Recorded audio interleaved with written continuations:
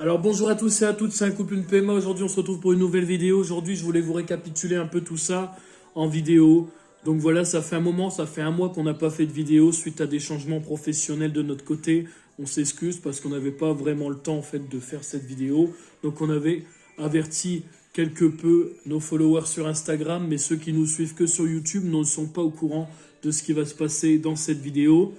Donc, j'avais récapitulé donc, le déclenchement de la FIV avant la ponction.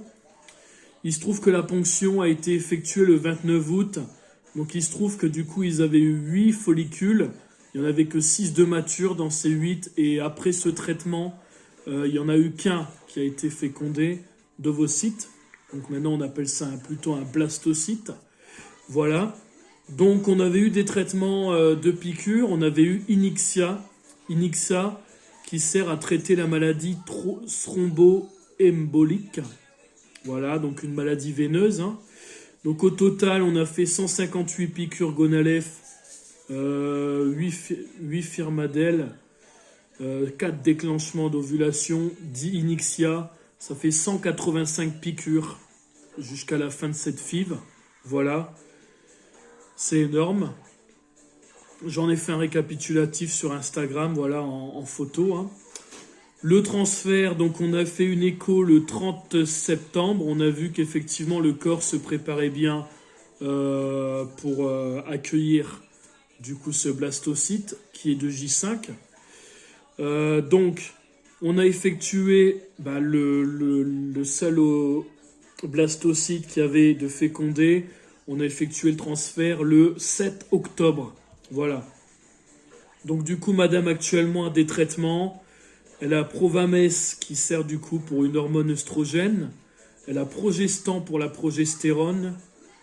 Et donc ils sont juste là, je vais vous les présenter. Donc Provamès, ça ressemble à ça. Voilà, c'est des comprimés à avaler.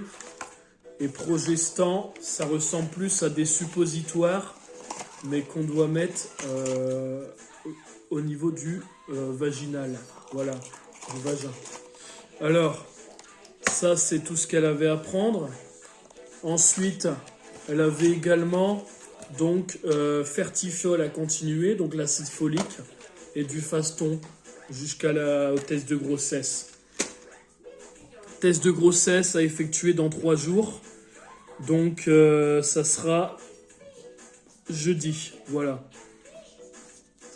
Voilà, donc c'est tout ce que j'avais à vous dire. On espère, en tout cas, on croise les doigts pour que ce blastocyte est tenu et nous fait un beau bébé pour la fin de ce parcours, ce deuxième parcours, pour un petit frère ou une petite sœur pour Kelio, voilà.